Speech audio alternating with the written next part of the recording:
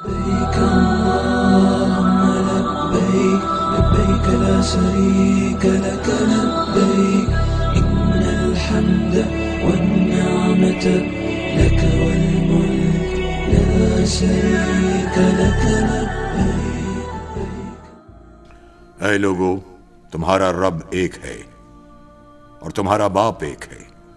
تم سب آدم علیہ السلام کی اولاد ہو اور آدم مٹی سے بنے تھے. اے لوگو، ہم نے تمہیں ایک مرد اور ایک عورت سے پیدا کیا ہے اور تم کو قومیں اور قبیلے بنا دیا تاکہ تم ایک دوسرے کو پہچان سکو. بے شک تم میں سے سب سے زیادہ عزت والا وہ ہے جو تقوی میں سب سے بڑھ کر ہے. بے شک اللہ تعالیٰ سب کچھ جاننے والا، ہر چیز کی خوب خبر رکھنے والا ہے. کسی عربی کو عجمی پر، کسی عجمی کو عربی پر، کسی کالے کو گورے پر اور کسی گورے کو کالے رنگ و نسل کی بنیاد پر کوئی فضیلت نہیں. اللہ تعالیٰ کی بارگاہ میں فضیلت کا مدار صرف تقوی پر ہے. میں تمہیں اللہ کی عبادت اور تقوی کی وصیت کرتا ہوں اور تمہیں اس کی اطاعت کا حکم دیتا ہوں، اور آغاز کلام اس سے کرتا ہوں جو خیر ہے. سنو، زمانہ جاہلیت کی تمام باطل قدروں کو میں اپنے قدموں تلے روند رہا ہوں. سنو، عہد جاہلیت کی ہر باطل رسم و روایت کو میں اپنے دونوں قدموں تلے پامال کر رہا ہوں. سنو، عہد جاہلیت کے نسل در نسل خونی انتقام کے سلسلے اور باطل طریقوں سے حاصل کیے ہوئے مال اور افتخار کے جاہلی معیارات کو قیامت تک کے لیے ختم کر رہا ہوں. بے شک عہد جاہلیت کے تمام عہدے اور منصب ختم کیے جا رہے ہیں. صرف بیت اللہ کی خدمت و نگرانی اور حاجیوں کو پانی پلانے کا منصب باقی رہے گا. قتل عمد کے لیے قصاص ہے، اور قتل شبہ عمد یعنی لاٹھی یا پتھر کی ضرب سے کسی کی موت واقع ہو جائے تو اس کی دیت 100 اونٹ ہے. جو اس سے زیادہ کا مطالبہ کرے تو یہ عہد جاہلیت کے اثرات کا نتیجہ ہے. آج میں تمام سودی مطالبات ختم کیے جا رہا ہوں، لیکن اصل زر کی ادائیگی لازم ہوگی تاکہ نہ مقروض پر ظلم ہو اور نہ قرض خواہ کا حق مارا جائے. اللہ تعالیٰ نے حتمی اور قطعی حکم صادر فرما دیا ہے کہ سودی نظام نہیں چلے گا. زمانہ جاہلیت کے سارے سودی واجبات ختم کر دیے گئے ہیں، اور سب سے پہلے میں اپنے چچا عباس بن عبد المطلب کے سارے سودی واجبات کو ختم کرتا ہوں. زمانہ جاہلیت کے نسل در نسل جاری رہنے والے خونی انتقام کا دستور ختم کر دیا گیا ہے، اور سب سے پہلے میں اپنے خاندان کے ایک فرد ایاس بن ربیعہ بن حارث بن عبد المطلب کے خون کو معاف کرتا ہوں. وہ ایام رضاعت میں بنو لیس میں تھے کہ قبیلہ حزیل کے لوگوں نے انہیں قتل کر دیا.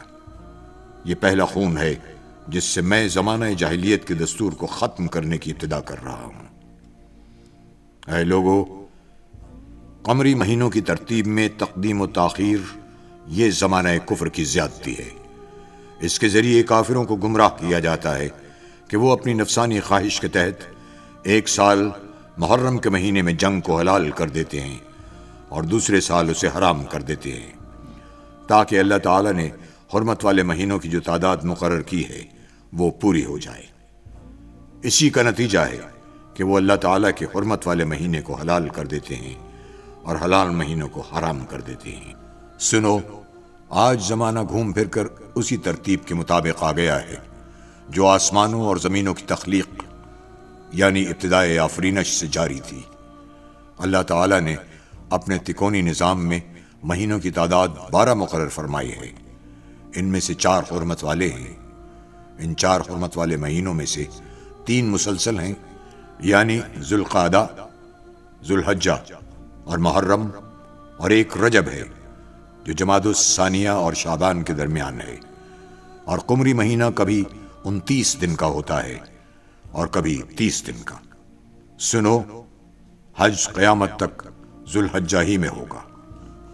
اے لوگو، تمہارے جسم، تمہاری جان، تمہارے مال اور تمہاری عزت و آبرو کو ایک دوسرے پر وہی حرمت حاصل ہے جو اس مہینے ذوالحجہ، اس شہر مقدس مکۃ المکرمہ، اور اس دن یوم عرفہ کو حاصل ہے جس میں تم سب آج جمع ہو۔ میری بات غور سے سنو، تم عزت والی زندگی پاؤ گے، مگر شرط یہ ہے کہ نہ دوسرے پر ظلم کرو اور نہ تم پر ظلم کیا جائے، اور نہ اپنے آپ پر ظلم کرو۔ اے لوگو، بے شک ایک مسلمان دوسرے مسلمان کا بھائی ہے، سب مسلمان آپس میں بھائی بھائی ہیں۔ ایک مومن کا سب کچھ دوسرے پر ایسا ہی حرام ہے جیسے آج کے دن کی حرمت۔ اس کا گوشت دوسرے پر حرام ہے، وہ غیبت کر کے اس کا گوشت نہ کھائے۔ ایک مسلمان کی آبرو دوسرے پر حرام ہے، کوئی کسی کا عیب ظاہر نہ کرے۔ ایک مسلمان کا چہرہ دوسرے پر حرام ہے، کوئی کسی کو تھپڑ نہ مارے، کوئی کسی کو ایذا نہ پہنچائے، کوئی کسی کو ایذا پہنچانے کے لیے دھکا نہ دے۔ ہر مسلمان کے لیے دوسرے مسلمان بھائی کا خون حلال نہیں، کسی بھی مسلمان کے لیے دوسرے کا مال حلال نہیں ہے سوائے اس کے کہ وہ خوش دلی سے کوئی چیز اسے دے۔ میں تمہیں بتاتا ہوں کہ حقیقی مسلمان کون ہے۔ حقیقی مسلمان وہ ہے جس کی دست درازی اور زبان کی اذیت سے دوسرا مسلمان محفوظ رہے۔ حقیقی مومن وہ ہے جس سے لوگوں کی جان و مال محفوظ رہے۔ حقیقی مہاجر وہ ہے جو گناہوں اور اللہ تعالیٰ کی نافرمانی کو ترک کر دے۔ حقیقی مجاہد وہ ہے جو اللہ تعالیٰ کی اطاعت میں اپنے نفس کی باطل خواہشات کے خلاف جہاد کرے۔ سنو، تم میں سے جس کے پاس کسی کی امانت ہے وہ اس کے حقدار کو لوٹا دے۔ قرض کا ادا کرنا لازم ہے، عاریتاً لی ہوئی چیز مالک کو واپس لوٹا دی جائے۔ جو کسی کا ضامن بنے اس پر لازم ہے کہ اپنی ذمہ داری پوری کرے۔ جرم کی سزا اسی کو ملے گی جس نے جرم کا ارتکاب کیا ہے۔ بیٹے کے جرم میں باپ اور باپ کے جرم میں بیٹا نہیں پکڑا جائے گا۔ عورتوں کے معاملے میں ہمیشہ اللہ سے ڈرتے رہو، کیونکہ تم نے اللہ کی امانت کے طور پر حاصل کیا ہے، اور ان سے ازدواجی تعلق اللہ تعالیٰ کے قانون کے تحت تمہارے لیے حلال ہوا ہے۔ سنو، تمہارے لیے عورتوں کے بارے میں حسن سلوک کی وصیت ہے، کیونکہ وہ تمہاری پابند ہیں اور ان پر تمہارے اختیار کا دائرہ محدود ہے۔ اے لوگو، عورتوں کے تم پر اور تمہارے عورتوں پر کچھ حقوق ہیں۔ تمہارا عورتوں پر حق یہ ہے کہ وہ کھلی بے حیائی نہ کریں، وہ تمہاری خوابگاہ کو کسی غیر سے پامال نہ کرائیں، تمہاری اجازت کے بغیر کسی ناپسندیدہ شخص کو تمہارے گھر میں داخل نہ کریں۔ اگر وہ خدا نخواستہ ایسا کرتی ہیں تو اللہ تعالیٰ نے تمہیں اختیار دیا ہے کہ تم تادیب کے طور پر ان کا بستر الگ کر دو۔ تم تادیب و تنبیہ کے لیے انہیں معمولی سزا دے سکتے ہو۔ اور تمہاری بیویوں کے بھی تم پر کچھ حقوق ہیں، یہ کہ تم لباس اور طعام کی سہولتوں میں ان کے ساتھ حسن سلوک کرو۔ اگر وہ تمہاری نافرمانی سے باز آ جائیں اور جائز امور میں تمہاری اطاعت کریں تو دستور کے مطابق انہیں خوراک اور لباس فراہم کرو۔ عورتیں معروف کاموں میں تمہاری نافرمانی نہ کریں۔ اگر وہ اس معیار پر پورا اترتی ہیں تو تمہیں ان پر کسی زیادتی کا کوئی حق نہیں ہے۔ عورتیں گھریلو اخراجات میں شوہر کی اجازت کا خیال رکھیں۔ بچے کا نسب اسی کی طرف منسوب ہوگا عورت جس کے نکاح میں ہے۔ زانی کے لیے محرومی ہے اور اس کا حساب اللہ کے سپرد ہے۔ کسی عورت کے لیے جائز نہیں کہ وہ اپنے شوہر کی اجازت کے بغیر اپنا مال کسی اور کو دے۔ سنو، جس نے اپنے نسب کی نسبت اپنے حقیقی باپ کے سوا کسی اور کی طرف کی تو اس پر اللہ تعالیٰ، اس کے فرشتوں اور سب لوگوں کی لعنت ہے۔ اس کی نہ کوئی فرض عبادت قبول ہوگی اور نہ ہی نفل۔ اپنے خادموں اور ماتحتوں کا اچھی طرح خیال رکھو۔ انہیں وہی کھلاؤ جو خود کھاتے ہو، وہی پہناؤ جو خود پہنتے ہو۔ اگر وہ کوئی ایسا گناہ کریں جو تمہارے نزدیک ناقابل معافی ہے تو انہیں انتہائی سخت سزا دینے کے بجائے ان سے جان چھڑانے کا دوسرا طریقہ اختیار کرو۔ میں ایک بار پھر تاکید کے ساتھ تمہیں حکم دیتا ہوں کہ اپنے خادموں اور ماتحتوں کے ساتھ حسن سلوک کرو۔ انہیں وہی کھلاؤ جو خود کھاتے ہو اور وہی پہناؤ جو خود پہنتے ہو۔ اے لوگوں، مجھے حکم دیا گیا ہے کہ میں لوگوں سے لڑوں یہاں تک کہ وہ کلمہ لا الہ الا اللہ کہنے پر آمادہ ہو جائیں۔ جب وہ توحید اور رسالت کا اقرار کر لیں تو ان کی جان و مال محفوظ ہے، آخرت میں ان کا حساب اللہ پر ہے، یعنی باطن اور نیتوں کا فیصلہ اللہ کی عدالت میں ہوگا۔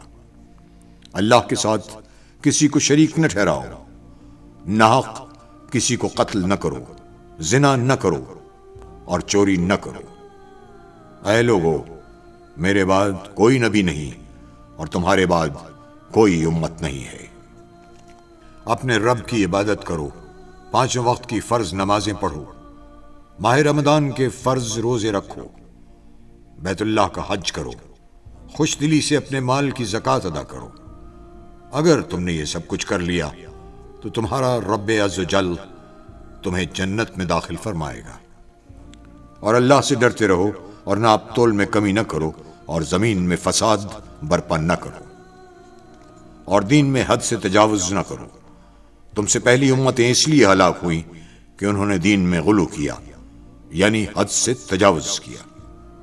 اے لوگو، شیطان اس بات سے تو مایوس ہو چکا ہے کہ تمہاری اس زمین پر کبھی اس کی عبادت کی جائے، لیکن اس کے علاوہ بہت سے معاملات میں لوگ اس کا کہا مانیں گے۔ وہ اس بات پر بھی راضی ہوگا کہ تم بعض معمولی باتوں میں اس کی پیروی کرو، بس اپنے دین و ایمان کی حفاظت کی خاطر اس کے فریب سے بچ کر رہو۔ اللہ نے جو بھی بیماری نازل کی ہے اس کے لیے اس نے دوا بھی اتاری ہے، سوائے بڑھاپے کے۔ اے لوگو، اللہ تعالیٰ نے وراثت میں ہر وارث کا حصہ مقرر کر دیا ہے، تو اب کسی کے لیے یہ جائز نہیں ہے کہ وہ اپنی وفات سے پہلے کسی وارث کے لیے کوئی وصیت کرے، اور غیر وارث اور خیر کے دوسرے کاموں کے لیے وصیت کی زیادہ سے زیادہ حد کل ترکے کی 1/3 تک ہے۔ میری اور مجھ سے پہلے انبیاء کی بہترین دعا یہ ہے: اللہ ایک ہے، اس کا کوئی شریک نہیں، بادشاہت اسی کے لیے ہے، ہر تعریف کے لائق وہی ہے، خیر اسی کے قبضے و قدرت میں ہے، وہی زندگی عطا کرتا ہے اور وہی موت دیتا ہے، اور وہ ہر چیز پر قادر ہے۔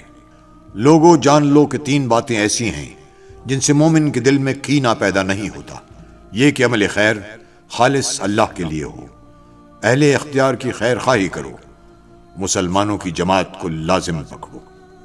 اے لوگو، صاحب اختیار کی بات کو سنو اور اطاعت کرو، خواہ تم پر ایک نکٹا حبشی غلام امیر بنا دیا جائے، جب تک کہ وہ کتاب اللہ کے مطابق حکم دے، یعنی حاکم کی اطاعت اس امر کے ساتھ مشروط ہے کہ اس کا حکم کتاب و سنت کے مطابق ہو۔ اے لوگو، میری بات کو سمجھو، کیونکہ میں نے دین کا پیغام تم تک پہنچا دیا ہے۔ میں نے تمہارے درمیان ایسی چیزیں چھوڑ دی ہیں کہ جب تک تم انہیں مضبوطی سے تھامے رہو گے کبھی گمراہ نہ ہوگے۔ وہ یہ ہے اللہ تعالیٰ کی کتاب اور اس کے نبی کی سنت۔ سنو، ہر نبی کی دعوت گزر چکی، مگر میری دعوت یعنی شریعت مصطفی قیامت تک جاری رہے گی۔ اے لوگو، میری بات غور سے سنو اور سمجھو، شاید اس سال کے بعد اس مقام پر میری تم سے ملاقات نہ ہو سکے۔ اے لوگو، خاموش رہو، شاید تم مجھے اس سال کے بعد یہاں نہ دیکھ سکو۔ میری بات غور سے سنو، میں تمہارے سامنے وضاحت سے بیان کر رہا ہوں، شاید اس سال کے بعد میری تم سے ملاقات نہ ہو سکے۔ مجھ سے مناسک حج اچھی طرح سمجھ لو، شاید میں اس سال کے بعد حج نہ کر سکوں۔ اے لوگو، علم حاصل کرو اس سے پہلے کہ علم اٹھا لیا جائے۔ آپ صلی اللہ علیہ وسلم نے 3 مرتبہ تکرار کے ساتھ فرمایا، علم کا اٹھانا اس طرح ہوگا کہ علماء حق اٹھا لیے جائیں گے۔ میں تم سے پہلے حوض پر موجود ہوں گا، میں تمہاری کثرت تعداد پر دوسری امتوں پر فخر کروں گا، تو میری رسوائی کا سبب نہ بننا۔ خبردار، میرے بعد کہیں کافر نہ ہو جانا کہ ایک دوسرے کی گردنیں مارنے لگو اور تم عنقریب اپنے رب سے ملاقات کرو گے۔ پس جو شخص دنیا میں رہتے ہوئے آخرت کو اپنے پیش نظر رکھے گا تو اللہ تعالیٰ اسے قوت ایمانی عطا کرے گا، اسے اسی دنیا میں تونگری اور بے نیازی عطا کرے گا، اور دنیا اس کے قدموں میں سرنگوں ہوگی۔ جس کا نصب العین یہی دنیا ہوگی تو اللہ تعالیٰ اس کی طاقت کو منتشر فرما دے گا، اور وہ اپنی آنکھوں کے سامنے فقر کو دیکھے گا، اور دنیا سے اس کے لیے جو حصہ لکھا جا چکا ہے وہ اسے مل کر رہے گا۔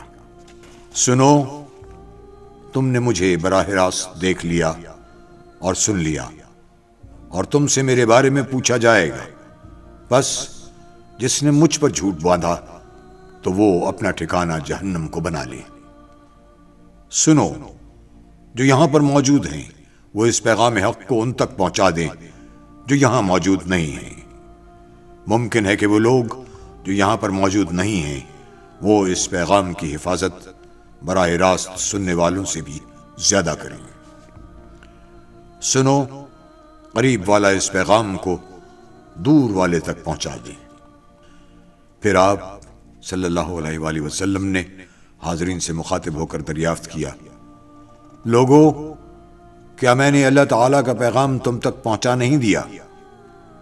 یہ سوال آپ نے 3 بار فرمایا تو تمام صحابہ کرام نے یک زبان ہو کر اقرار کیا کہ آپ نے یقیناً یہ پیغام ہم تک پہنچا دیا ہے۔ پھر رسول اللہ صلی اللہ علیہ وآلہ وسلم نے 3 مرتبہ فرمایا، اے اللہ تو گواہ رہنا، اے اللہ تو گواہ رہنا، اے اللہ تو گواہ رہنا کہ تیرے یہ بندے برملا شہادت دے رہے ہیں کہ میں نے تبلیغ دین کا حق ادا کر دیا۔ پھر آپ صلی اللہ علیہ وآلہ وسلم نے صحابہ کرام سے مخاطب ہو کر دریافت فرمایا، تم سے میرے بارے میں پوچھا جائے گا تو تم کیا جواب دو گے؟ تمام صحابہ کرام نے ببانگ دول اعتراف کیا، ہم گواہی دیتے ہیں کہ آپ نے دعوت دین کی امانت ہم تک پہنچا دی، آپ نے فریضہ رسالت ادا کر دیا، اور آپ نے خیر خواہی کا حق ادا کر دیا۔ آخر میں پھر رسول اللہ صلی اللہ علیہ وآلہ وسلم نے 3 مرتبہ اپنی شہادت کی انگلی آسمان کی طرف بلند کی اور نیچے لائے اور فرمایا، اے اللہ تو گواہ رہنا، اے اللہ تو گواہ رہنا، اے اللہ تو گواہ رہنا۔